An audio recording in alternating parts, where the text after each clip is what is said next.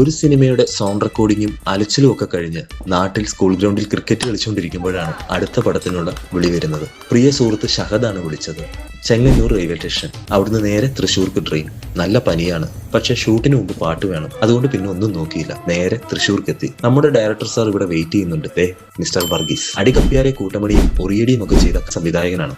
അങ്ങനെ ഞങ്ങൾ നേരെ പ്രൊഡക്ഷൻ ഓഫീസിലെത്തി. അവിടെ സിനിമയുടെ പ്രീ പ്രൊഡക്ഷൻ തകൃതിയായി നടക്കുകയാണ്. അവിടുന്ന് നേരെ ബാംഗ്ലൂരിലേക്ക്. ഇനി പാട്ടെഴുത്ത് അവിടെയാണ്. വർഷങ്ങൾക്ക് മുമ്പ് തമിഴ്നാട്ടിലെ എഞ്ചിനീയറിംഗ് പഠനത്തിന് ശേഷം ഒരു ജോലിയും അന്വേഷിച്ച് ആദ്യമായി എത്തിയ നഗരമാണ്. പിന്നെ ആ ആത്മബന്ധം ഒരു എഴുത്തുകാരന്റെ രൂപത്തിൽ ഇടയ്ക്ക് പോയി പുതുക്കാറുമുണ്ട്. അങ്ങനെ പറന്ന് ബാംഗ്ലൂരെത്തി. എയർപോർട്ടിൽ നിന്ന് നേരെ ഹോട്ടലിൽ നിന്ന് സ്റ്റുഡിയോയിലേക്ക് ഇറങ്ങി. കാഴ്ചയൊക്കെ കണ്ട് നടന്നു പോകാമെന്ന് വെച്ചു. സ്റ്റുഡിയോയിലേക്ക് 10 മിനിറ്റ് നടക്കണം. അവിടെ ഒരു സർപ്രൈസ് കാത്തിരിപ്പുണ്ട്. ഇതാണ് ആ സർപ്രൈസ്. ഈ സിനിമയുടെ സംഗീത സംവിധായകൻ. മലയാളത്തിന് ഒരു